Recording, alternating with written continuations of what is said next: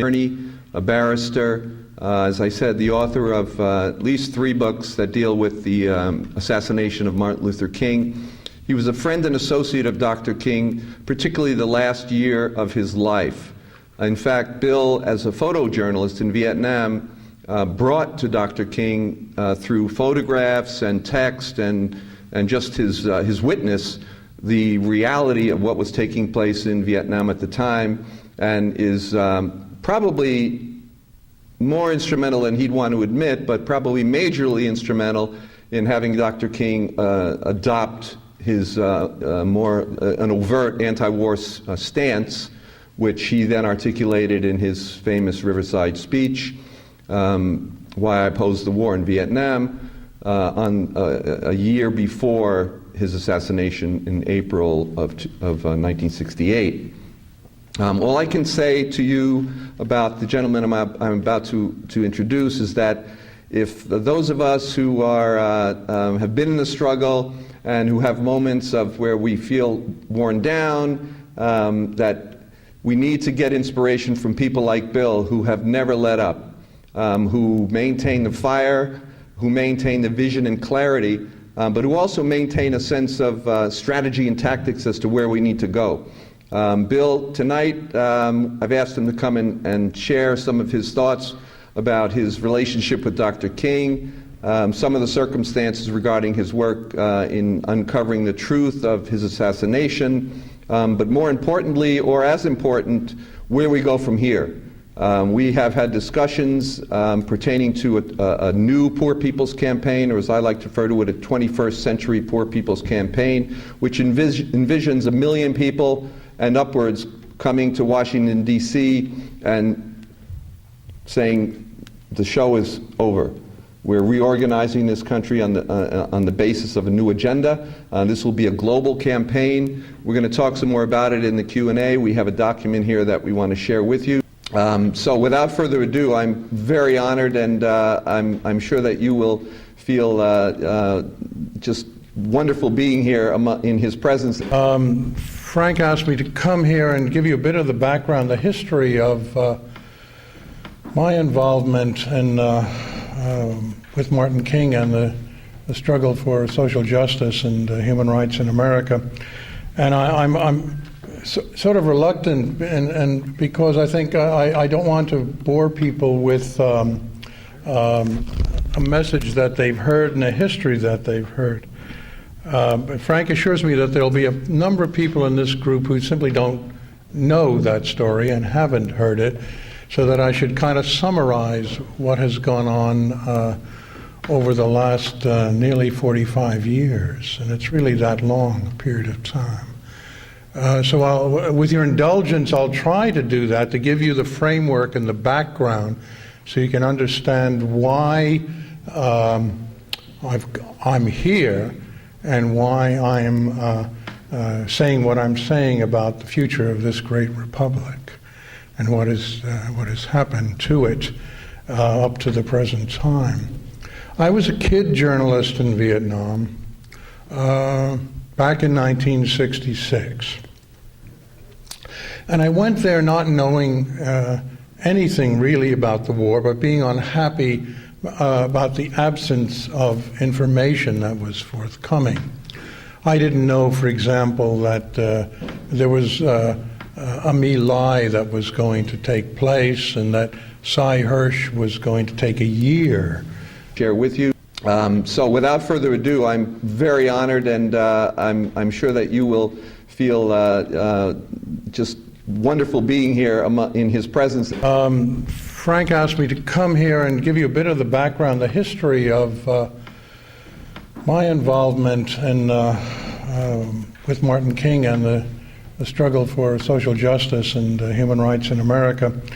And I'm sort of reluctant, and because I think I don't want to bore people with a message that they've heard and a history that they've heard. But Frank assures me that there'll be a number of people in this group who simply don't know that story and haven't heard it, so that I should kind of summarize what has gone on over the last nearly 45 years, and it's really that long a period of time. With your indulgence, I'll try to do that, to give you the framework and the background so you can understand why I'm here and why I'm saying what I'm saying about the future of this great republic and what has happened to it up to the present time. I was a kid journalist in Vietnam back in 1966. And I went there not knowing anything really about the war, but being unhappy about the absence of information that was forthcoming. I didn't know, for example, that there was a My Lai that was going to take place and that Cy Hirsch was going to take a year. In his presence, Frank asked me to come here and give you a bit of the background, the history of my involvement in, with Martin King and the struggle for social justice and human rights in America. And I'm sort of reluctant, and because I think I don't want to bore people with a message that they've heard and a history that they've heard. But Frank assures me that there'll be a number of people in this group who simply don't know that story and haven't heard it, so that I should kind of summarize what has gone on over the last nearly 45 years, and it's really that long a period of time. With your indulgence, I'll try to do that, to give you the framework and the background so you can understand why I'm here and why I'm saying what I'm saying about the future of this great republic and what has happened to it up to the present time. I was a kid journalist in Vietnam back in 1966. And I went there not knowing anything really about the war, but being unhappy about the absence of information that was forthcoming. I didn't know, for example, that there was a My Lai that was going to take place and that Cy Hirsch was going to take a year of struggle to get that truth out to the Americans. I also didn't know that for every My Lai that we knew about, there were at least 100 others that were perpetrated. So I went wide-eyed, open-mouthed, bushy-tailed into Saigon, got credentialized by the CIA, effectively, Commander Madison, who was a CIA guy, credentialized all of the journalists, and I was a freelancer. But I came with letters of recommendation that I had no business having, but somehow because of connections I was able to get. One was from DeWitt Wallace, who was the founder of Reader's Digest. The other was from the Monsignor who ran Catholic Relief Services here in New York. I was neither a Catholic nor a reader of Reader's Digest, but my background enabled me to know people who knew these people, and they vouched for me, so I got these letters. I was a safe person. As a safe person, I had my credentials, and I went there. I went into Saigon and then spent very little time there. I wanted to be out in the country and try to understand the impact of the war on the civilian population. That was my personal mission. So I was in the Central Highlands a lot, in Da Nang and Pleiku, and I recorded and filmed, still filmed, atrocities and deaths.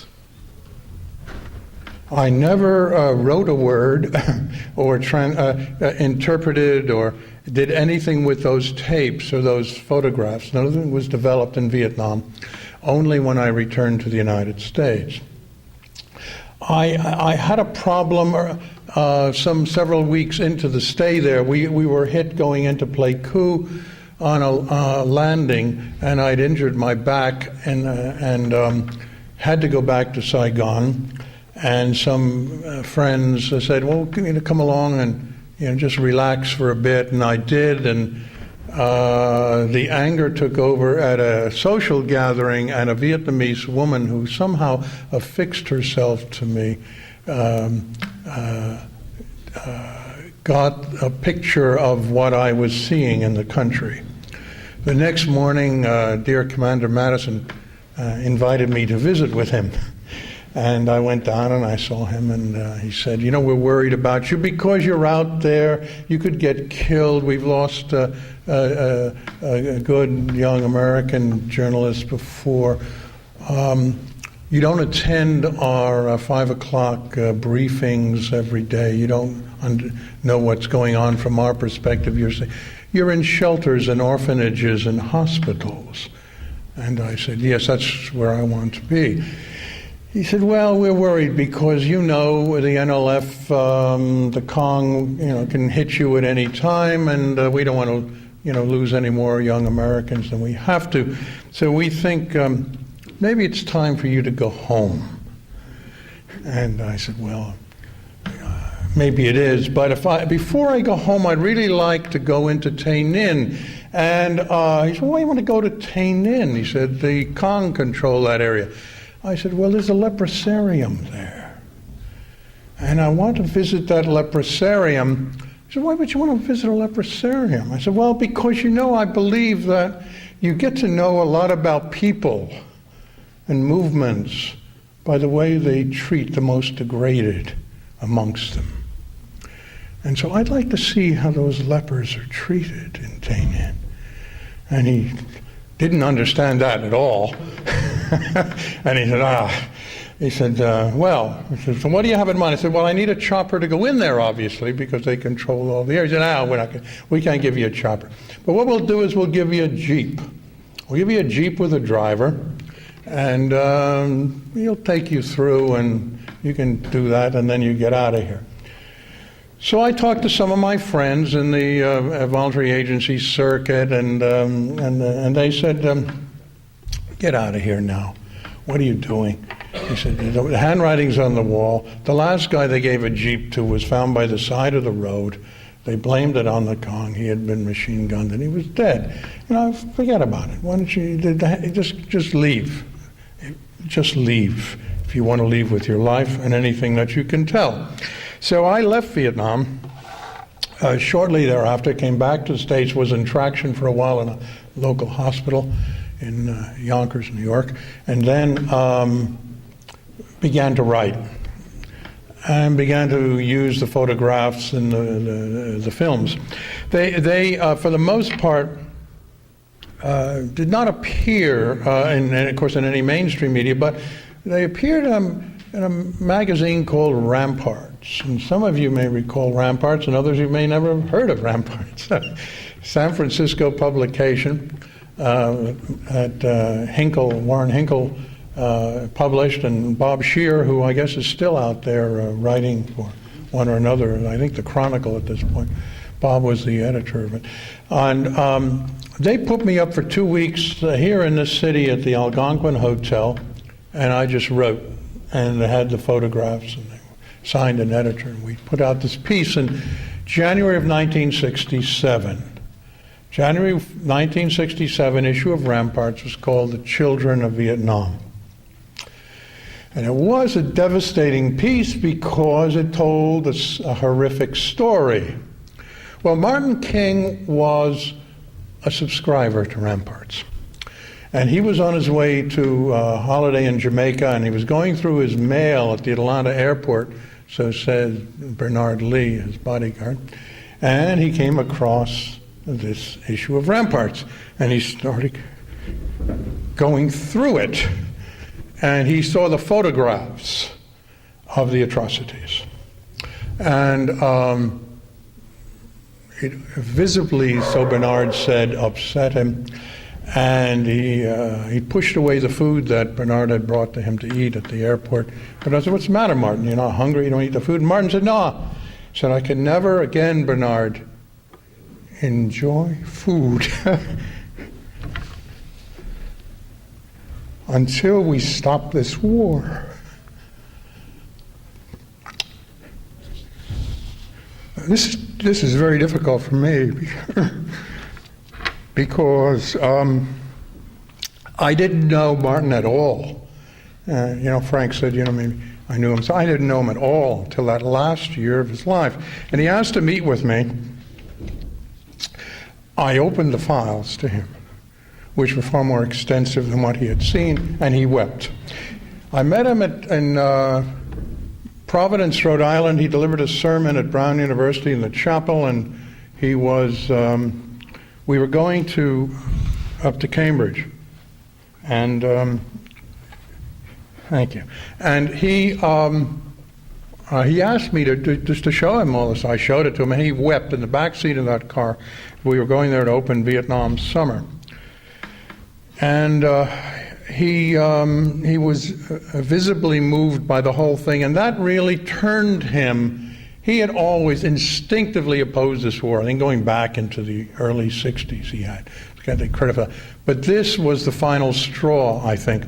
So he delivered the speech at Riverside on April 4, 1967.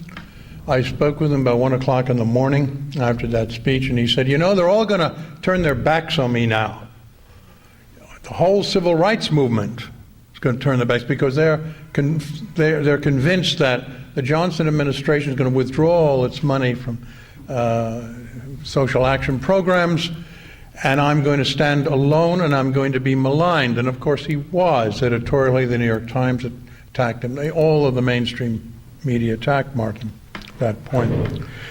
And he said, I'm going to need you and people like you now really outside of this mainstream movement to get involved and to support my effort and what I'm going to try to do, which is end this war.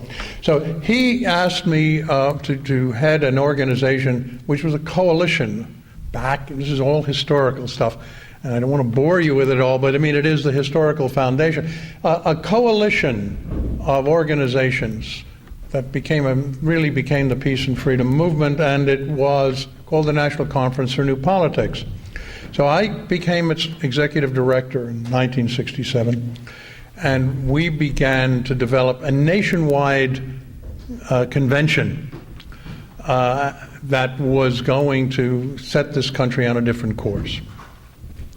We built this organization, and Martin King stood behind it. We had a convention in Chicago at the Palmer House Hotel in Labor Day of 1967, and 5,000 delegates representing organizations from all over this country gathered in that Palmer House room.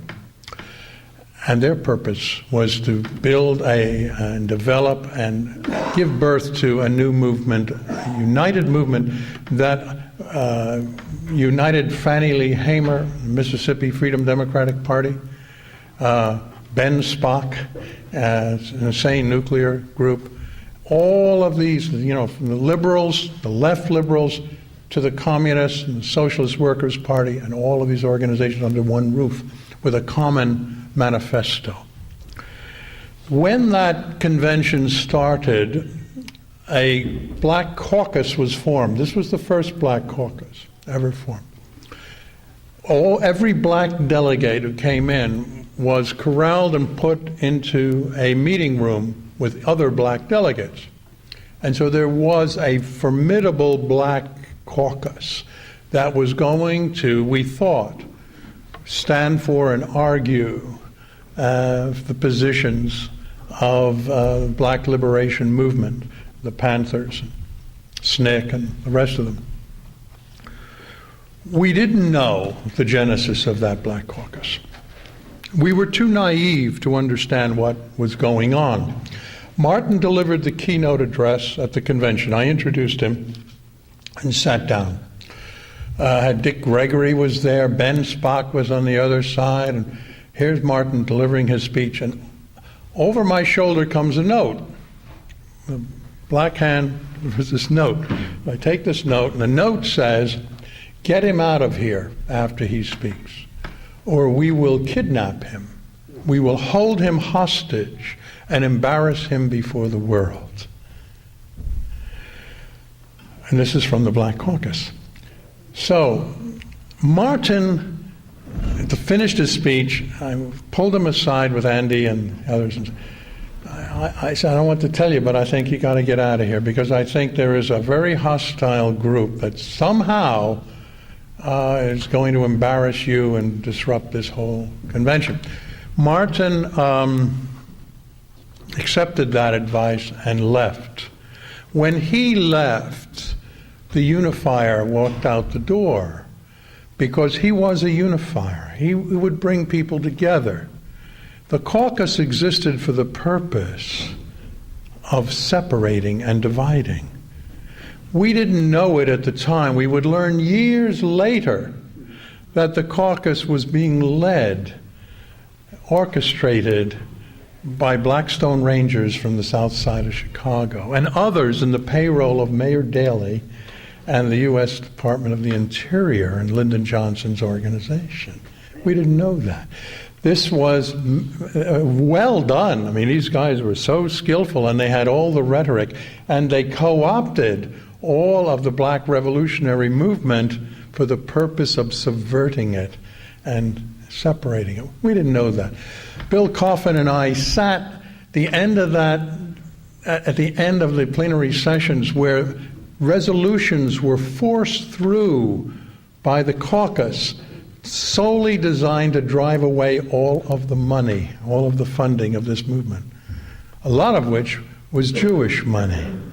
And so the resolutions were heavily anti-Semitic, and they were being pushed through and forced through, and you could see the guilt dripping from the walls as it went through. And Billy Coffin and I sat there and said, Jesus, what's going on here? We didn't know. We thought this was a legitimate cleavage that maybe we couldn't bridge somehow. It ended the movement. Yes, NCMP continued, but it focused on local organizing, and it was no longer a force. It was no longer a force. However, Martin King continued his efforts throughout. He gave his speech at Riverside on the 4th. He spoke at the UN. I introduced him there again on the 15th of April, 1967, and he was determined to wage an effort to stop this war. Well, the last time I saw him alive was in in the Union Theological, John Bennett's study at Union Theological Seminary. And that conversation with Martin, myself, Andy Young, and Ben Spock focused on the issues of violence and nonviolence, and his enormous respect for Malcolm X. Because Malcolm was an urban revolutionary leader. Martin was from a religious Southern Baptist background in the South. And Martin realized in the South that, and his perception, that the only way to oppose this war and this system was through nonviolence, because they had suffered so much in the way of violence and loss, and they didn't have any capability. Nonviolence was his commitment, flowing from Gandhi. Whereas Malcolm in the North had a different perspective, and Martin had come up to the North, as many of you may know, knowing his history, and he was in Cicero for a period of time. He tried to have an impact, and he failed. He just didn't really understand the degree of hatred and violence that existed, in the North. But he knew that Malcolm did know that, and he had a great respect. So a lot of that conversation was a dialogue in John Bennett's study between him and myself about violence and nonviolence, and he was adamant about nonviolence. He stood firmly that way. And one of the things that disappointed me most, I'm totally disappointed with the Obama administration and all of its illusions and illusory promises that have, I think, conned so many people in this country was Obama's Nobel Speech Prize, where he tended to shove to the side Gandhi and King's commitment to nonviolence. They really can't work. I am now, as the head of state, I have to be concerned about the national security of people. I have to be concerned about that. And it's nice to talk about nonviolence, but you cannot effectively see nonviolence working in terms of changing power structures. Well, what he did, of course, was totally misrepresent the whole history of Gandhi in India. Because as many as the Brits could kill, more stood up. And ultimately, it was Gandhi and nonviolence that forced the British to leave India. And this was their pearl. This was their pearl, their treasure. And they left because of Gandhi and nonviolence. And as much as he criticized indirectly King by pushing aside this concept of nonviolence and advocating the necessity of violence in our time, he didn't really give credit to the structural change that resulted from Martin King's enormous impact, nonviolent impact in terms of the civil rights movement in the South. And by saying, Germany, you could never beat Hitler with nonviolence. It had to be the troops and the guns to defeat this monster. Well, what he didn't say or take into account was the fact that nonviolent movement in Germany never came together. It didn't exist. It never had a chance. It was never unified. You all are familiar, many of you are familiar with Pastor Niemöller's speech. He said, when they came for the labor union leaders and workers, I didn't say anything because I'm not a labor union. I'm not a worker. And when they came for the communists, I didn't say anything because I'm not a communist. The socialists, I didn't say anything. But when they came and they started parading and attacking the homosexuals and the gay movement, I didn't say anything because I'm not gay and I'm not homosexual. And when they came for the Jews, I didn't say anything because I'm not Jewish. When they came for me, there was no one left to support. That was a movement that never got together. There was a nonviolent movement, potentially in Germany, that could have throttled and shut down that economy and could have taken on Hitler. But it never was unified and never was tried. So it's not fair to condemn the concept of nonviolence and the use of nonviolence strategically the way this president did in his Nobel Prize speech. Anyway, in that dialogue in John Bennett's study, Martin made it very clear where he stood. And I heard it many times from Jim Lawson, who was his main theoretician and expert on Gandhi. He never wavered in terms of nonviolence. He respected Malcolm.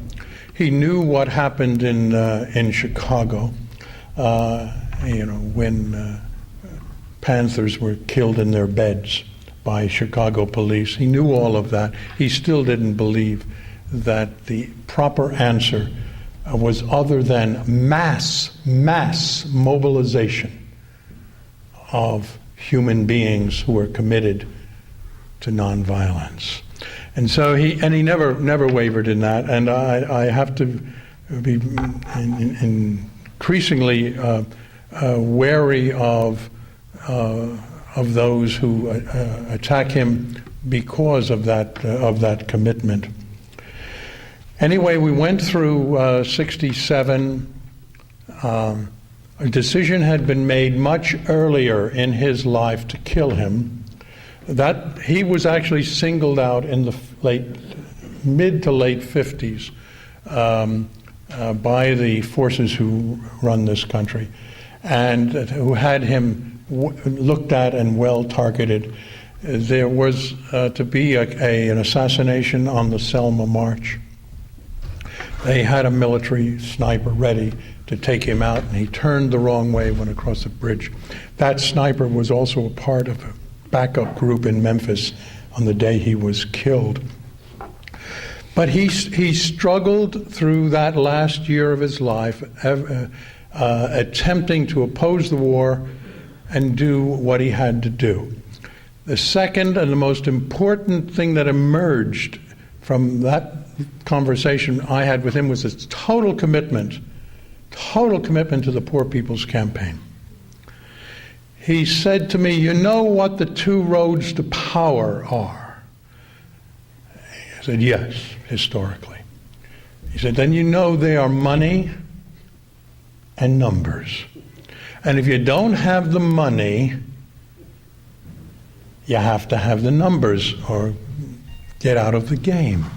He said, "We don't have the money, but we sure as hell can have the numbers." And that's where was born the idea of this Poor People's Campaign in Washington, D.C., where he was going to bring, at that time, they were talking about 500,000 people to D.C. To live, not march.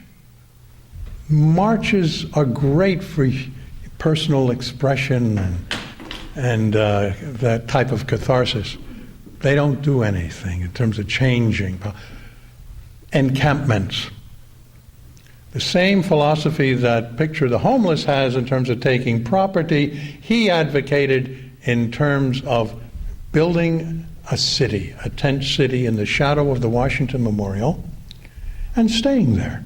And every day, people from all over the country going and visiting their congressmen and their senators, and saying to them, "You must put back into the budget all these funds that have been removed because of the war."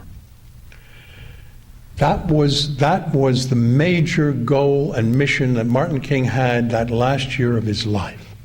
He was opposed in that by Jesse Jackson, and I have no time for Jesse whatsoever, and that will come out very heavily in the third book that I have in preparation.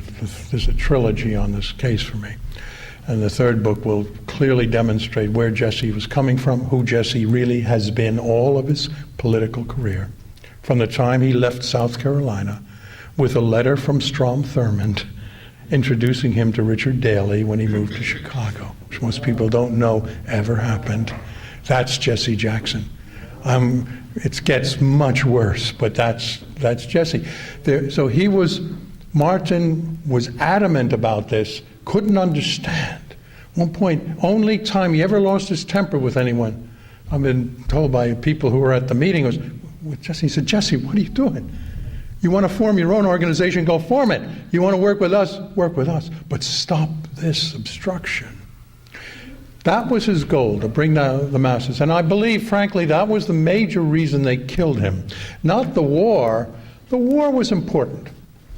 The war was very important because it was providing billions of dollars to Brown and Root, who were the favorites of Lyndon Johnson. Going back to the Roosevelt days, Roosevelt gave Lyndon his first dam that Brown and Root built. So Johnson had a real investment in the Brown and Root type of operations, and there was a $1.23 billion deep dredging operation at Camaran Bay that they were involved in doing. The war was creating billionaires already back at that time, and so that was very important because they were going to lose that money. And so that upset them. But it was, in my view, the serious challenge of the March on Washington and the encampment in Washington is why they killed him. Because they saw that as the major threat to the structure they had created and that was run in America. They saw there almost was a revolution in France. 100 cities in the United States had burned that year. They were convinced Martin King would lose control of his 500,000 people when they didn't get the largesse back from the Congress and that the more radical elements would take over and they would have a revolution they couldn't put down. They couldn't put them down. If it wasn't for André Malraux, the French Revolution in '68 wouldn't have been put down, but de Gaulle followed his very guided advice, and they were able to alienate, separate the communist labor unions from the students, and they were able to put down that revolution. But in the United States, the military was convinced that would not happen. That was a commonly shared view. And it had to do with the fact that there is power in numbers, and that was what was going to come to the surface. So he had that vision that last year, and I think without doubt that made it necessary for them to kill him. And they did on the 4th of April, 1968. They got him. He came into Memphis to support the garbage workers. There was on the 28th of March, there was a disruption. A march he had became violent. That was provoked again by the Blackstone Rangers and some folks out of St. Louis. It was blamed on a local group called the Invaders that had nothing to do with it. He was rushed to the Rivermont Hotel, which is a Holiday Inn hotel. In that hotel, every room was bugged. They had over 17 microphones. They had them on the balcony outside. They had a relay station on the roof. They had them even in the bathroom. Everything he did and said was recorded. I learned all of this because I was able to befriend a member of Memphis Police Department intelligence who had since retired, who was the guy who brought the coffee and donuts to the people who were running the operation. So they knew everything he was doing. They had infiltrated his own movement. He had traitors right next to him all the time. One of them knocked on his door 10 minutes to 6, as he was supposed to do, to bring him out. That same man, Reverend Billy Kyles, has lied to this day, saying he was in the room with Martin for the last 25, 30 minutes of his life. Built a career out of this. Never was in the room. Knocked on the door. Martin came to it. He was to have dinner, a barbecue dinner at Kyle's house that night. He spoke to him for a few seconds, closed the door. Kyles went down the balcony. Here's the door. Went down that side of the balcony and stood there for a long time. I always wondered why Billy Kyles stayed so far away when Martin came out and stood on the balcony. Never could figure that out. Took me quite a long time. Because Billy was great for photo ops, and he'd come up, but he stayed far away. I read the police surveillance report and put the guy on the stand who compiled it to document that Kyles, yes, did this, called him out, and then went down the balcony. They had him set up in every which way. His room was changed. He wasn't supposed to be at 306. He was supposed to be down in 202, the lower level, which was a guarded area. But that was changed by a phone call. So he was truly set up and killed. But at that time, '68, we all thought they had the right guy. We didn't know anything any different. There was this white guy in this Mustang that went driving away after dropping a bundle and had a rifle in that bundle. Didn't know anything about this. 9 years later, Abernathy called me and he said, we kept in touch over there, and he said, I like you. I'd like to go hear you interrogate Ray about a lot of issues that I don't think have ever been resolved. And I said, Ralph, what are you talking about? Thought he went round the bend. I said, Ralph, you think they have the right guy? He said, I don't know. He said, I said, Ralph, I know nothing about the case. Hadn't looked at it. Didn't want to look at it. We buried Martin in Atlanta. Bobby was running for the presidency at that point. I had been Bobby's Citizens Chairman as a kid, again, Westchester County, New York, Republican area. And Bobby invited us up to his room. I didn't go. Julian Bond and Spock and all the others went. I said, I'm through with politics. I don't want anything more to do with this. And I didn't like Bobby when I ran his campaign in Westchester. I found him arrogant and out of touch with poor people. And the Bobby they killed, though, was not the Bobby I knew 4 years earlier. Quite a different guy, and I regret now that I didn't have the chance to spend some time with him. But I didn't, and we buried Martin. That was it. 9 years later, Abernathy calls and says, "Look, will you do it?" Took me 6-7 months. He called me in '77, late '77. I prepared, and finally we went up, and I spent 5 hours interrogating James Earl Ray. I came away from that meeting shaken, because this was a diffident guy, passive, definitely not any more racist than most northern people from Quincy, Illinois would be. No virulence, nothing at all. And the issues he raised had never been answered. I hoped the Select Committee, which reported in '79, would answer them. They didn't. I started then going into Memphis very quietly, because I was troubled by the lack of answers. So that started '78, '79, and here we are, 31 years later. And I'm trying to put it finally behind me with this third book. And I guess I will do it now. But what it's taught me is you cannot come in and do a quick snapshot investigation of cases as complicated as this. You have to be there for a long period of time, and you have to wait for people to get close to the grave. And even the people you know are the most vicious racists that you can imagine. You keep a civil contact with them, because someday they may want to come forward, and they may want to cleanse their souls in some way before they go up. And that's exactly what's happened. It's exactly what's happened. As I started this investigation in '78, I used to meet with James Ray, frequently. He kept asking me to take his case. Mark Lane, who some of you will know, was a lawyer here from New York and an assemblyman. Mark was his lawyer. Mark dropped out of the picture at one point. So Ray asked me to represent him, and I refused. I said, until I'm sure, I don't believe you pulled the trigger. He's so dumb when it came to guns. And it was unbelievable dumb. I mean, here's a guy, when he was arrested at Heathrow Airport, he had 5 bullets in a pistol that they picked up, and the firing pin chamber was empty. And when I pushed him on that, he was so embarrassed. He said, well, all right. One time, he said, I had a pistol in my pocket. I ended up shooting myself in the foot, and I resolved that I would never again keep a live bullet in the firing pin. It's incomprehensible, this guy. I knew he wasn't the shooter.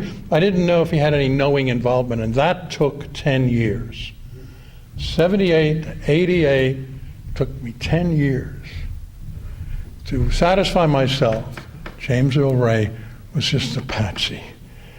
He was someone whom they probably assisted in escaping from the prison in Missouri, and then monitored and put in the hands of a controller and used him at the right time. And as I followed his movements, I saw they kept him in Los Angeles for a period of time. They moved him into New Orleans.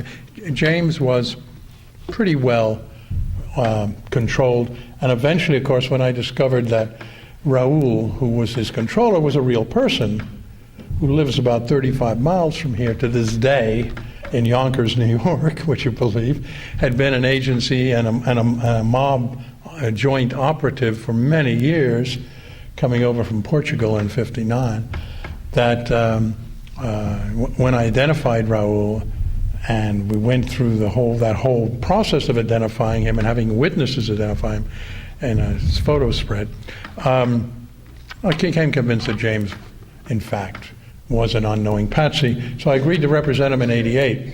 We went to the Sixth Circuit Court of Appeals. I'm a member of that bar.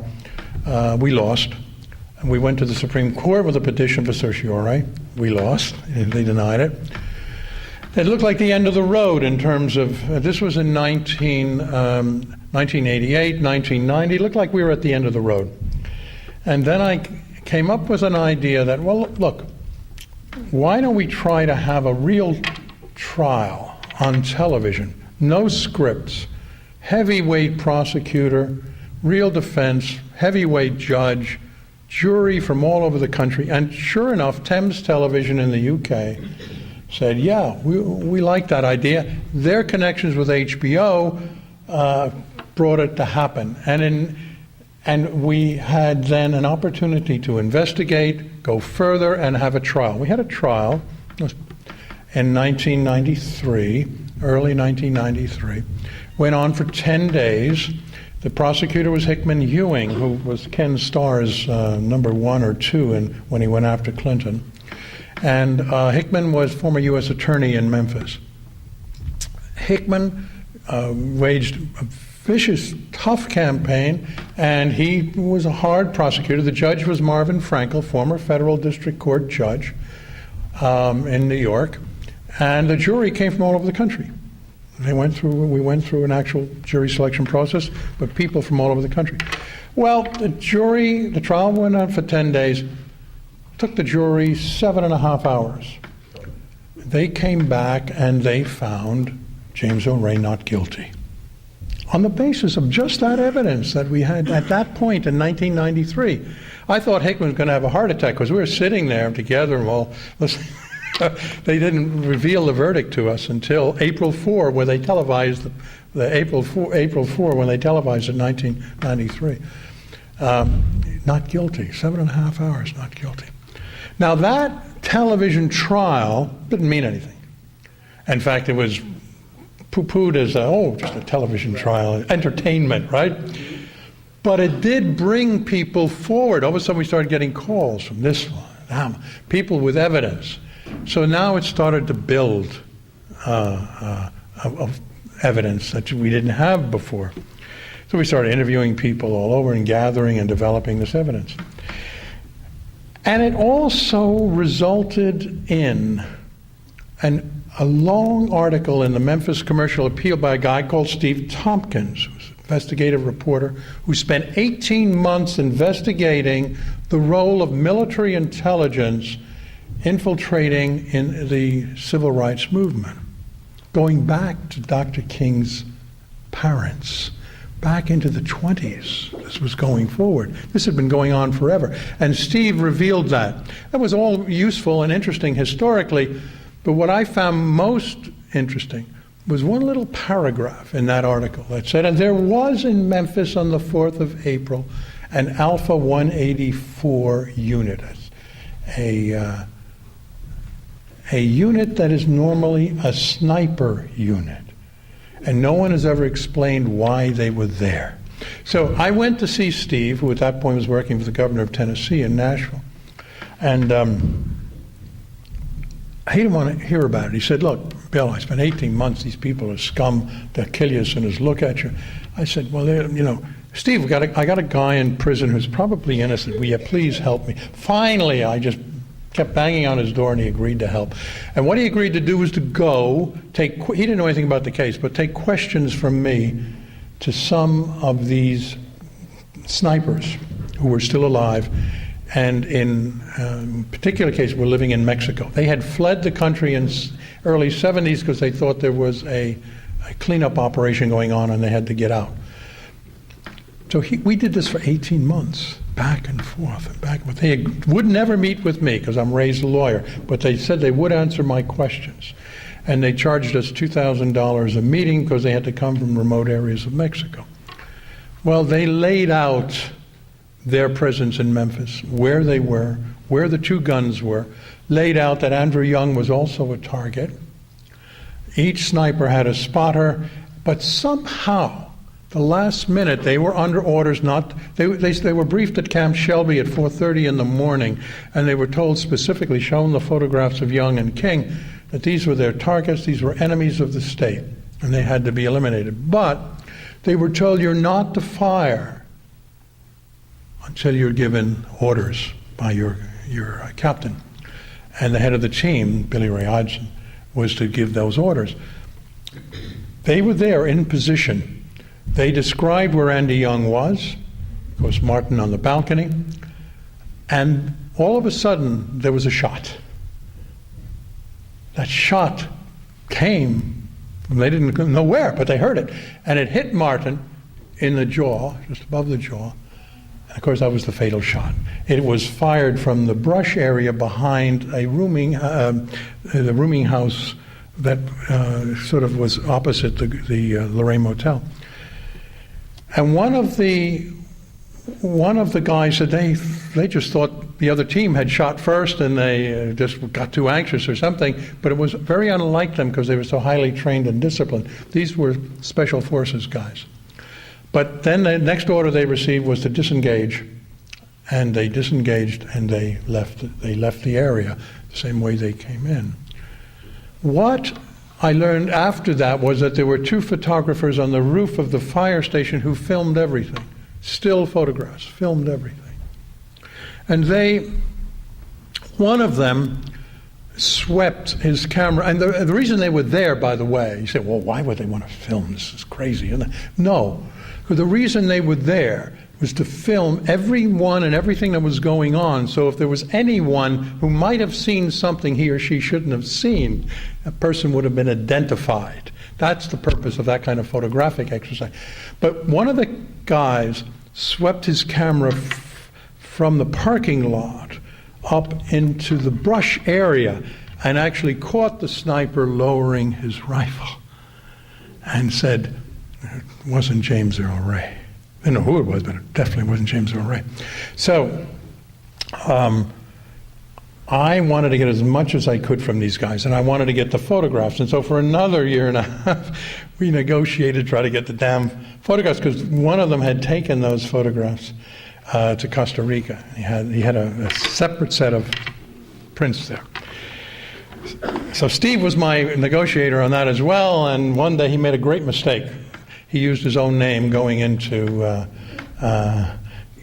Florida, into Miami, and his name ticked off a surveillance operation, and the FBI followed him to where he was meeting the photographer, and they were meeting in a big open area, and as he sat with the photographer, the FBI agent stuck a long lens camera out of the passenger side of their car, and the photographer saw it and thought he was being betrayed and being set up, and then just split. And so that blew our chance of getting those photographs.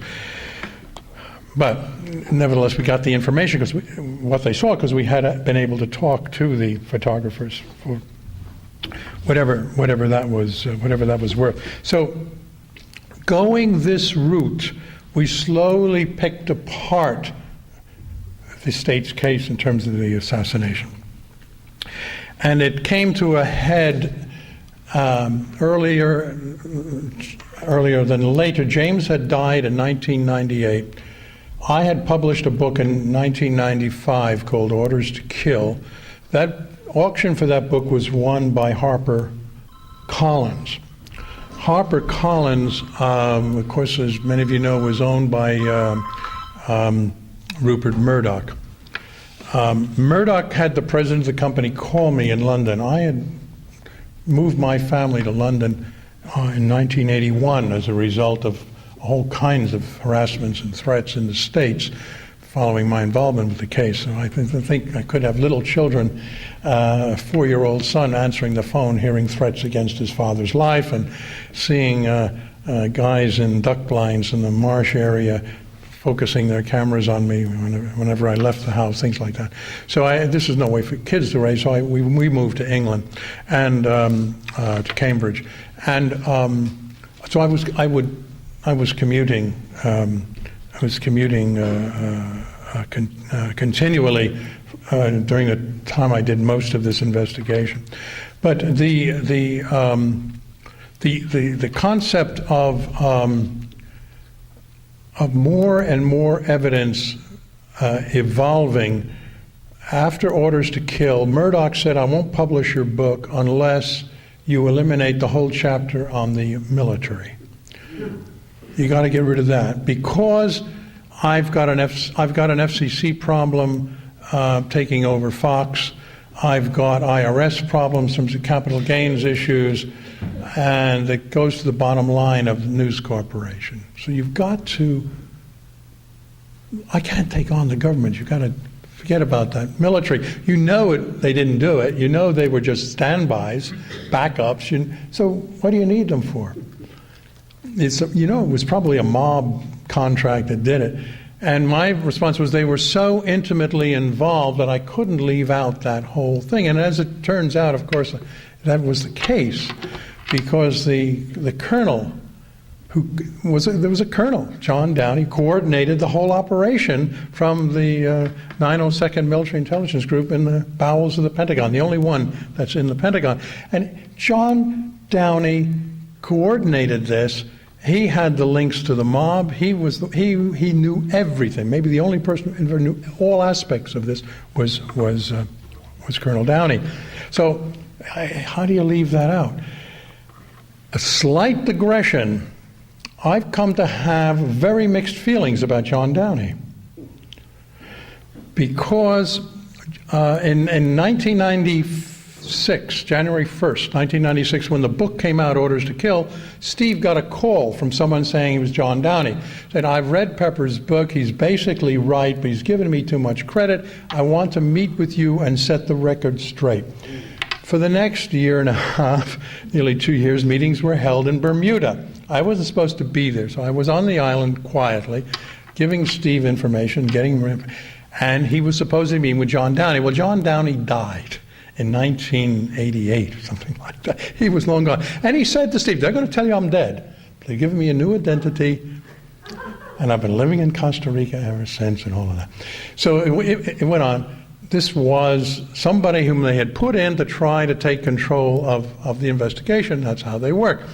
But I decided some years later, I haven't published this whole thing yet, a part of it will come out in the book, in the third book. I decided I wanted to try to learn more about this guy. So I doorstepped his daughter, who lives in the New York area. And he has 2 daughters, and one lives in this area. She said she didn't want to talk to me. I said, look, I think there's somebody been impersonating your father, think he's not doing the family name any good. Would you please just listen to what I have to say? She invited me in, and I talked to her. And she told me some astounding things. She said to me, my father was in Vietnam in ’66 when you were there. And I understand he met you. And I said, I don't think so. I think I probably would have remembered him. But she said, yes, she probably would, because he was that kind of charismatic guy. But in any event, he was there. I said, well, what was his job in Vietnam? She said, he was Lyndon Johnson's briefer. In American intelligence and military circles, and in the Russians as well, the rank of colonel is given to an intelligence agent who is assigned to the military. And the way the American intelligence structure works is that the CIA has been given a number of slots in every agency of government in the United States, from Interior to Customs. I mean, they're all to the Justice Department. They're there, and the military is certainly no exception. So John Downey was CIA, and he was Johnson's main briefer. He had the military, the military cover, but he was the briefer. And I said, what did he tell President Johnson about this war? And she said, he told Johnson time and time again, to get out of Vietnam. What are we doing there? This is a waste of blood and treasure, and there's just no reason for us getting involved in an internal national struggle. And Johnson used to ignore this. Ignore it. Finally, one day, she said, Johnson had had enough, and he pounded the table, and he said, John, I cannot get out of Vietnam. My friends are making too much money. When John Downey heard that, she said, his daughter said, she came home that afternoon and said to his wife, pack your bags. We're going to Canada. I'm not having anything more to do with this. And he had himself assigned to Canada. She said Johnson used to call once or twice a week. Said, where's John? What's he doing? She said, well, he's on special assignment. Yeah, right? So all of a sudden, this picture of this man changed in my mind. Here was a guy who was so upset about the corruption and about the waste of human life and misuse of American forces in Vietnam, that he was prepared just to say, I'm not going to do anything more about this. I have an oath and I'm going to follow it. And he left. I said, but then how do you explain his role with respect to the killing of Martin King? She said he honestly believed that Martin King was a danger to the security of the United States. And he had no qualms about organizing that effort because he believed that Martin King was a serious danger. Now, he came from a fairly middle-class area in Pennsylvania. There's a whole cultural thing that goes on there. So there's not enough to rationalize or to in any way, of course, sympathize with that kind of attitude that he had about Dr. King. But what I'm trying to point out is that there's a grayness here in terms of the activities of a lot of these people, and I have found that with respect to Downey in particular. He wasn't making money. He wasn't primed to do any of that. He was a soldier who was given orders by the Assistant Chief of Staff, Intelligence, William Yarborough. William Yarborough was the man who gave him the orders to organize the assassination of Martin King. What Yarborough knew, and Downey didn't necessarily know, was that the FBI had been involved in a complementary but similar plan for quite a period of time. Hoover had identified Dr. King back in the late 50s, middle to late 50s, and he was focused on King as an enemy that he, Hoover, thought had to be gotten rid of. What I've now been able to uncover, which has never been revealed, is the fact that, of course, Hoover's number two, who was also his lover, Clyde Tolson, was the man Hoover sent around the country with bags of money to pay for some of the worst types of activity you can imagine in terms of killings of progressive people in America. Clyde Tolson was very much involved with people in Memphis, Tennessee on the ground who carried out the assassination of Martin King. I have photographic evidence now. I have written evidence now. There's no question about that Tolson was a major planner in this whole operation, and it had a relationship with these people going back into the 50s, if not before. So the plot, in a sense, thickens. Martin was killed by a civilian firing from the bushes, who was a sharpshooter, Memphis police officer who was paid a sum of money to do it. He was the mechanic. That's all he was. He was the mechanic. He's alive and well. And I've confronted him in a non-threatening way, and I've asked him to talk to me. And he said that he would. And then he took off and he missed a meeting, and I found out that he went to visit his son, and someone of my mutual contacts said, well, where do you go? He went to visit his son, small town in Virginia. Well, his son works in this small town in Virginia. I said, well, what's this small town in Virginia? I said, it's Langley, Virginia. I said, okay.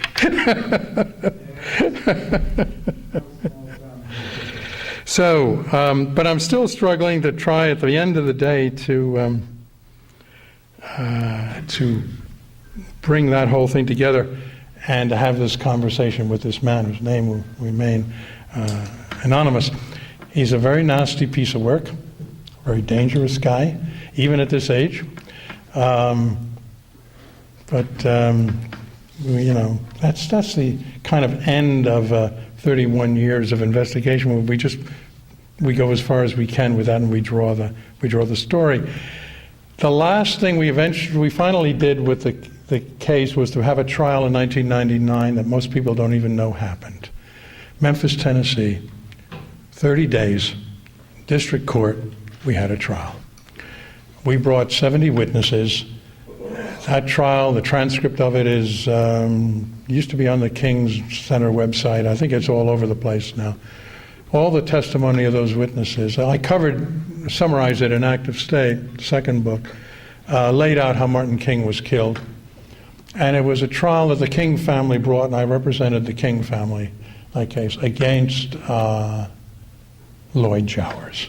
Lloyd Jowers owned Jim's Grill, behind which was the brush area where Martin was shot. Jowers was given the smoking gun by the shooter.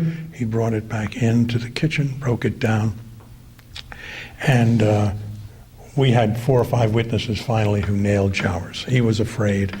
So we sued him in civil court for wrongful death. He agreed to tell us everything that he knew. He didn't.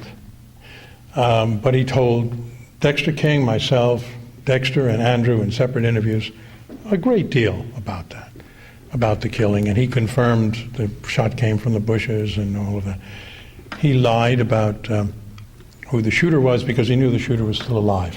So he gave the name of another policeman who was there and who went down over the wall, ran up Mulberry Street, got into a police traffic car and was taken away. Taxi cab driver in the driveway of the Lorraine Motel saw this guy come down over the wall and run up. Taxi driver was killed that night, murdered, because he saw something he shouldn't have seen. So the Jowers trial went, as I said, for 30 days. Took the jury 52 minutes, not 7.5 hours, 52 minutes, and they came back and they found for the King family against Lloyd Jowers and other unknown governmental agents and governmental conspirators. 70% responsibility in terms of damages was placed on the government of the United States, state of Tennessee, city of Memphis. 30% on Lloyd Jowers, because he was just a cog in that whole operation. So that's the history of, I apologize if people are aware of those facts and have read the couple of books so far, but that's a summary of the history without going into a great deal of the detail that came out of what is now 31 years of work. And for my sins, I have agreed to become lead counsel for Sirhan only because they came to me, Sirhan's brother and people advocating his case, and they showed me the forensic evidence, the ballistic forensic evidence that made it very clear Sirhan is innocent of the killing of Bob Kennedy. Things like 13 bullets were fired. Sirhan's gun had 8 bullets. Things like Bob was shot with 4 bullets from the rear, all with powder burns in the back, and the one that killed him was within an inch of his right ear.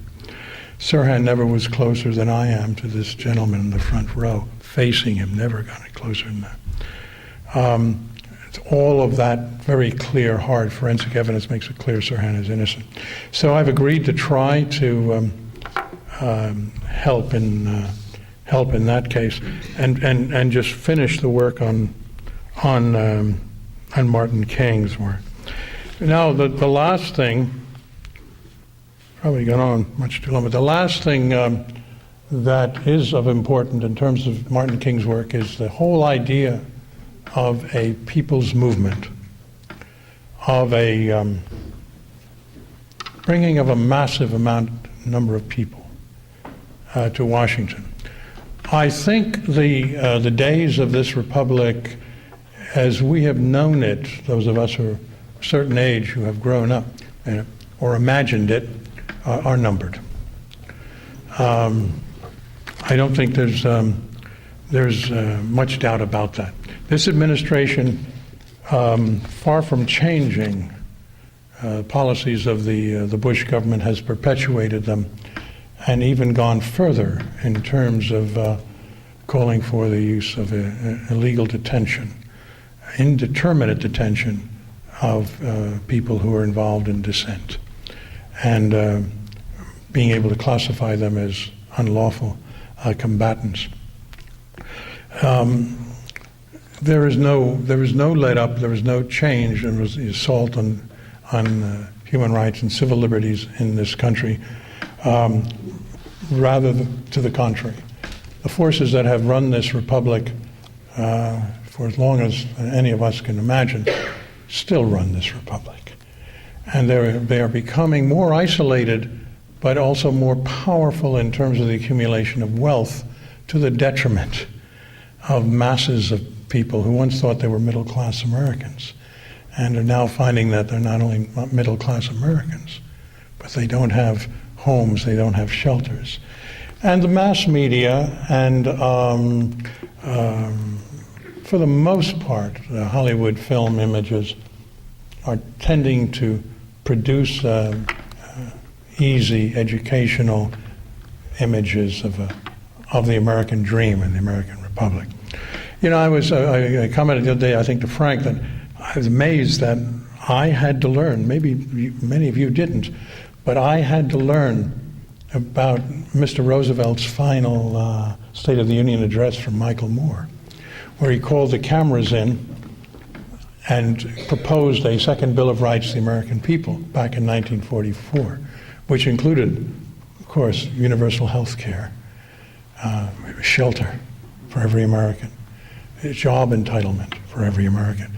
And there goes Mr. Roosevelt down this list in his very weakest point, proposing this second Bill of Rights. And we grow up and we never learn about this urging. I knew, I came to know Kathy Douglas very well, Justice Douglas's fourth wife, because Bill Douglas used to send her wherever I would go, because he had read stuff I'd written and was very interested. And Kathy kept passing me notes to come visit the justice, and I never would go. Years later, in the 80s, she said to me, well, after he had died, why didn't you come? Bill wanted to talk to you about the war. I said, but Kathy, they were trying to impeach him for marrying you. He was 66, she was 22, and it was a wonderful marriage, and she was very happy. And but they were trying to impeach him. And this was, again, Hoover, and he used Jerry Ford, because Jerry Ford was Hoover's lapdog, and to introduce the bill of impeachment and push it against Bill Douglas. And at one point, Douglas was interviewed late in his life, because Roosevelt asked him to run with him the last time, and he refused because it was going to split the party. The Prendergast machine wanted Truman. And Douglas was asked, how would the world have been different? Well, he started off by saying, well, Hiroshima and Nagasaki would not have occurred, because the Japanese, we knew, were trying to sue for peace months before that. But the talk in the Oval Office focused on the Soviet Union and how to send a message to the Soviet Union. And we sent a message to the Soviet Union by killing hundreds of thousands of innocent Japanese civilians. That kind of mentality has dominated American foreign policy throughout my entire life. I don't know about you. And that's not going to change unless there is a people's movement that comes to the fore and organizes and compels the change. Now, we're talking about the reliving, the restructuring of Martin King's dream of a poor people's campaign. But we should be talking about 1 million, 1.5 million, 2 million people coming to Washington or the environs and staying there and trying to force, through the sheer weight of their presence and their numbers, a change in this structure, which is nothing less than a revolutionary change. Now, it should all be done, in my view, under the push for a constitutional convention. because that's legal. American citizens can do that. And there's a whole procedure for Constitutional Convention. Frank has just given me the petition and call, which I have to take some responsibility for, which calls for that kind of convocation of people from all over the country. Now, funding that is the major obstacle. How do you fund that? How do you bring 2 million people to Washington? How do you house them? It's a tent city. That's what Martin talked about. But we don't have Martin. How do we do it? How do you bring them there? Just the sheer number of buses and transport alone is mind-boggling in terms of cost. My response to that is, we don't use buses. We don't use cars. We have departure points, maybe 10 of them, all over the country, in every region. And people start to walk. And they walk. And they walk. The masses of Americans walk. And can you imagine the numbers that will come at each stop in the road? They walk from Washington, from Sacramento, from Atlanta, from Birmingham. And here they're walking, all walking. For what purpose? To lead a nonviolent, peaceful revolution, to take back this country and to take back its government and to try to do it before it's too late. So what are they going to do? They're going to lock everybody up? They can't do it with those numbers. They can pick off the leadership and they can put the leaders, they can disappear them, no question about that. But as soon as they disappear, one group of leaders, others are going to come. They cannot stop this. But the key is to develop organizations in every state and every county who are prepared to go this route. Now, logistically, every stop along the way, there have to be tents and there has to be food. That all has to be worked out. And groups like Picture the Homeless all over this country have experience in doing that on a smaller scale. So that now has to be extrapolated into a major, major operation. If we don't do it, we're gone. Any sense of democracy in this nation is gone. And we will be overridden by the same power structures that have dominated this country forever. When Obama became president, there was a great deal of hope. The liberal side of me said, isn't this wonderful? Maybe this guy will do something. And I stepped back. And he appointed Larry Summers and Tim Geithner. He didn't even think of Joe Stiglitz, or Paul Krugman, who themselves are quasi-establishment types, but who have a totally different view of how to deal with the economic problems of this country. It was the old boys hands-on again at the switch running things. And then he put John Brennan in. My goodness. And if you read the New York Times did a piece on Brennan in its magazine section today. What they don't tell you is that John Brennan was the architect of the kidnappings of hundreds and hundreds of people through the program of extraordinary rendition that he ran for the CIA. And that's why they couldn't put him forward as head of the CIA, because there was enough opposition to him, because he ran extraordinary rendition. He's a war criminal. Absolute war criminal. And now he's the head of counterterrorism. I don't need to go down the list of the other appointments. But it's business as usual. There is this fear. There is this absolute fear of 200 guys in caves that they call Al-Qaeda. That they are going to somehow, they have the stature that the Soviet Union had during the Cold War with all of this propaganda. But they're there, and we have to be worried about those guys. No, it's a whole media blitz. The administration is part and parcel of it, and it's not going to stop unless the people of this country stop it. That was the message that Martin King gave us back in 1967-68. And that's the message that a little quiet guy who stood in a corner of a room in 1959 when I was in Cuba. I was a baseball player. Two of us from Colombia were chosen to go and play in a sports festival in Cuba and in 1959. And we met Fidel, of course, and Raul. But the guy who impressed me the most was that little guy who stood in the back of the room. He was so quiet. And I had to go to him and pull things out of him because he was avoiding the limelight. And to this day, that little guy in his analysis, he was a medical doctor from Argentina, became known, Ernesto Guevara became known as Che Guevara. His words stay with me, and that's the only message.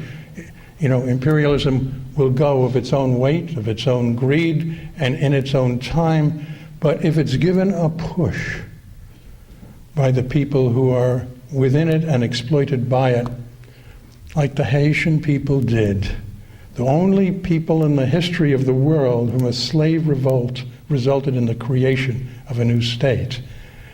And look at the misery we have visited upon them. I talked to Bishop Gumbleton about 2 days ago, who's an old Haiti hand. He had been to South Africa and was spending time with Aristide. Aristide, as you probably know, was the elected president of Haiti, who had a vision for his people that ran contrary to the vision of American corporate interests. So Bill Clinton had him removed and taken away. So, and Gumbleton says, he yearns to come back, but of course he knows they will likely kill him if he does. But those people historically created a republic from the ashes of French exploitation and imperialism. Hopefully, we may be able in this country to galvanize enough people to create that kind of movement here before it's too late. As Guevara said, hasta la victoria siempre, por los pobres de la tierra, for the poor people of the earth, increasingly the poor people of this republic. Let us hope something like that can take off. Thank you.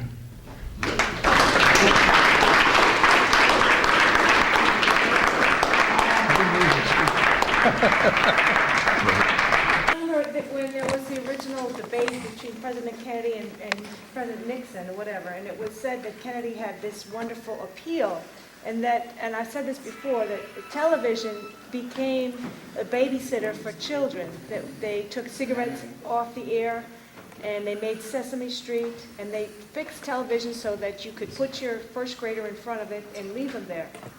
But what I really believe is that as Dr. King, at that time, they caught the media, and you would have your child turn on the TV. I watched Dr. King on television. He was very charismatic. He was beautiful, he was charming, and all of the beautiful, charismatic, charming people are dead. And they are continuing to use television to broadcast the Al-Qaeda, to broadcast the enemy, to broadcast the war. So I have given up television because it's very clear to me that television has been, skewed, obviously skewed in that direction. Yeah, I applaud you giving up television. If you had a question as to what I think of that, I think obviously that's it's an important commitment, but I say that they said that Dr. King was dangerous, and I believe that his ability to capture television was fantastically dangerous. Yeah, but you can't. The media control today is more extensive than it has ever been in our. When there was the original debate between President Kennedy and President Nixon or whatever, and it was said that Kennedy had this wonderful appeal, and I said this before, that television became a babysitter for children, that they took cigarettes off the air, and they made Sesame Street, and they fixed television so that you could put your first grader in front of it and leave them there. But what I really believe is that as Dr. King, at that time, they caught the media, and you would have your child turn on the TV, I watched Dr. King on television. He was very charismatic. He was beautiful, he was charming, and all of the beautiful, charismatic, charming people are dead. And they are continuing to use television to broadcast the Al-Qaeda, to broadcast the enemy, to broadcast the war. So I have given up television because it's very clear to me that television has been, skewed, obviously skewed in that direction. Yeah, I applaud you giving up television. I mean, if you had a question as to what I think of that, I mean, I think obviously that's it's an important commitment, but I say that they said that Dr. King was dangerous, and I believe that his ability to capture television was fantastically dangerous. yeah, but you can't.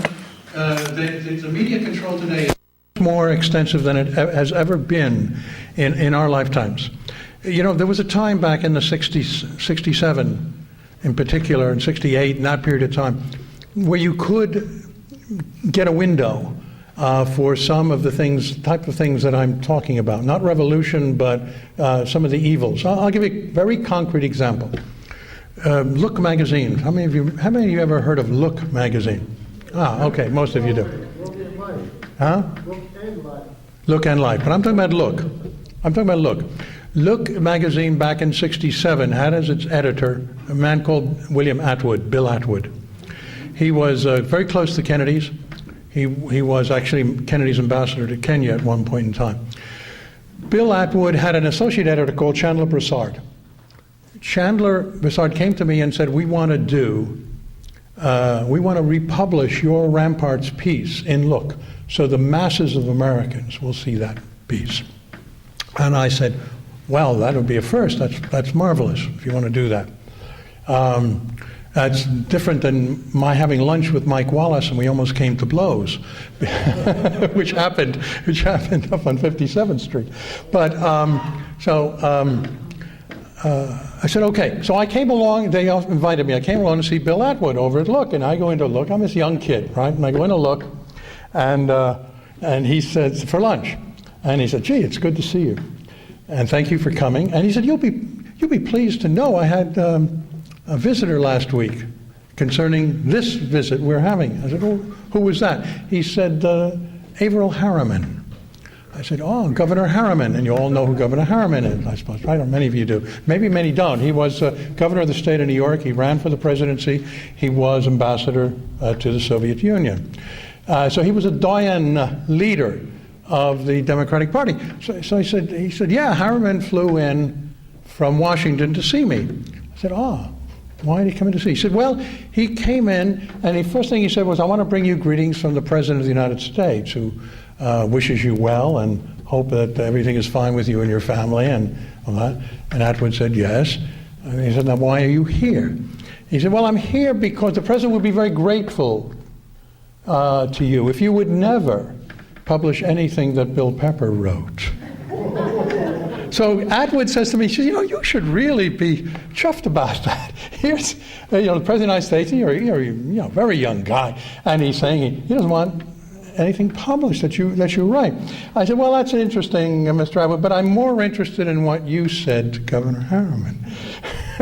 He said, well, I told him that we were going to meet with you next week, and if I believed in what you were saying and your documentation, your photographs and all of that, we were going to publish. And then I said to him, and by the way, give the President my best regards. Now, that was a guy who had a whole, you had a chance with someone like Bill Atwood, who was able to get into that position of power. Never get there again. I'll tell you the end of that story is, a week later, Chandler, love him, he's passed away in the last year, I guess. Chandler brought Jim Garrison up from New Orleans. And Garrison's meeting with Atwood went late afternoon through dinner into the evening. And Chandler told me that about 1 o'clock in the morning, Bill Atwood called Bob Kennedy. And he said, Bobby, I've just had the New Orleans district attorney here, and he has shown me irrevocable proof that the involvement of American intelligence establishment and the CIA in particular in the assassination of your brother. And Bobby's response was, yes, we know that, but I have to get control of the White House, first instance. That was 1 a.m. in the morning. 4 a.m. in the morning, Bill Atwood had a heart attack and was rushed to a hospital, never again returned as editor of Look magazine. Chandler Broussard was fired. Needless to say, neither my piece or Garrison's ever showed up. Now that's a side story, but the idea was that at least back in those days, you had a chance to do that. I ran into Bryant Gumbel on the Today Show and probably cost him his job, where they eventually pushed him out into the wilderness because Bryant was very hostile during the first segment, 7-minute segment. But as he asked very hostile questions and I answered them with detail, when the segment was over, he said to me, this was 1992, 3. He said to me, will you stay for another segment? And I said, well, you have another guest, I'm sure. He says, yes, but that's all right. We'll put that away. And I had then 2 successive segments with him. And the second one, he then proceeded to draw out and elaborate on information that I was giving. And that was something that his career could not, in my view, ultimately stand. And so they moved him out, CBS, and then out to whatever he's doing now. I had one interview with, and this is in more recent times, with this fellow Anderson Cooper at CNN. And he asked a number of questions. I answered them. He had a Memphis DA on, and at one point he was so flabbergasted. He never heard any of this stuff. And he said to the Memphis DA, he said, well, what do you say about this? This is a guy who's not making any money out of this. I mean, my investigation of the King case over the first 25 years cost me $1 million out of my own pocket. Nobody else can pay for that. I had to do that. So I had to earn it and spend it. So Cooper says, what do you say? What's this? He seems sincere. He's not lying. He has evidence. And the guy waffled at the other end. But it was over. Cooper just shook his head. But I will guarantee I would never be back. At this point in time, you don't get back on those things. And I've had other hosts tell me, it's just not worth our job. The control now, the consolidation of control of information and these issues is so tight that you can't expect anything from mainstream media, and you also can't expect much from the alternative media, who are being infiltrated by contributions from foundations and other sources of income. So it is a problem, and I don't know quite how you deal with that, but it is a problem today. Yeah. Are there any other questions? Dr. There's 3 questions I'd like to ask you. Do you think that we put the Martin Luther King, that if he was to be the office boy of the carpenters who sliced the Bilderberg and so on in America, that he could be a president? Do you also think the shooter was a Manchurian candidate?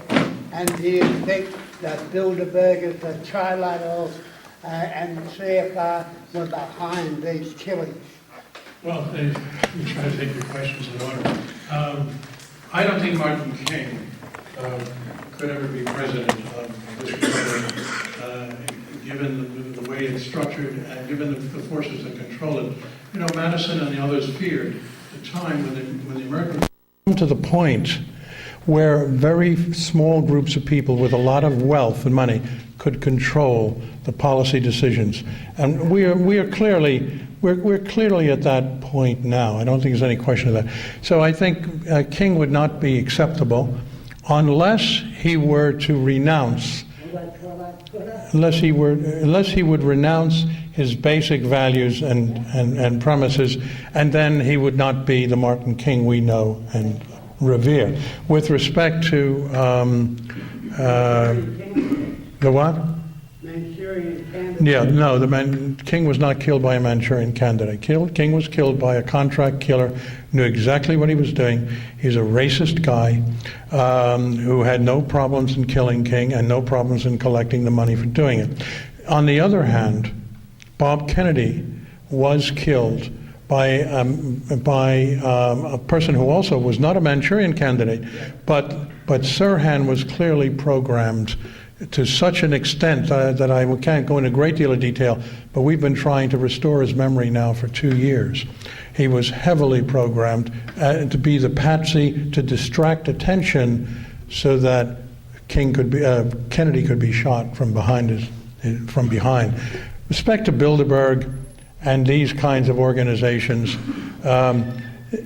all of these forces in the world who control, who dominate the economic plans of this planet, are represented on a whole range of operations like the Bilderbergs and the Trilateral Society and all of that. There's no question about that. Are they insidious in terms of planning all kinds of things? I think that they're more supportive, and they represent the powerful and the wealthy throughout the world, not just in the United States. You read the trade story of the Bilderberg is great? Yeah. Lynn, and then that fellow back there. I work at Picture and I agree with you that there are a lot of grassroots organizations around the country that could be really excited about descending on Washington and having a tent city. But I was wondering, in your opinion, are there any civil rights leaders from King's generation, whether it's Joseph Lowry, John Lewis, any of them who would be also interested in collaborating? Joseph Lowry, no. John Lewis, no. Reverend James Lawson, yes. I think it's time to look for grassroots leaders, new people who are not tainted with the history and the corruption of the past that has taken over. I think Jim Lawson is a very unusual man of high integrity, and so he's like a senior mentor who would be there, but not Lewis, definitely not Lewis, and not any of those other folks, in my view. No. Gentleman there. Yeah. Hi, Bill. I'm PhD student of yours at Manhattan Community College That's a long time. in 1967. Yeah. So I'm familiar with your Rampart articles, and then I was also with you when you worked with the Committee of Responsibility, which you didn't tell about, Tramp and Kwan.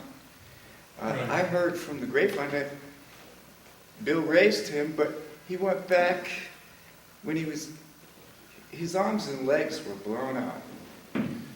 He had no legs and one arm, and he was 11 years old running cigarettes for his mom from the north to the south.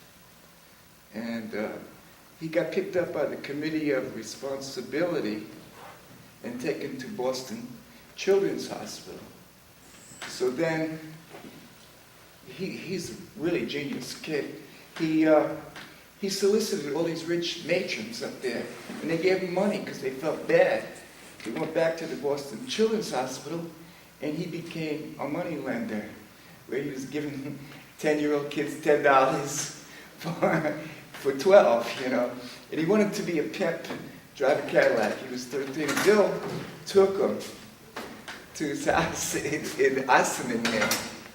And Bill's kids, he had about 15 of them. He was like Angela Jolie back then. And Brad Pitt, he had about 30 kids, and from all over the world. And they kissed this kid's ass for about 2 days. And on the third day, they made him clean the bathroom. And he was the best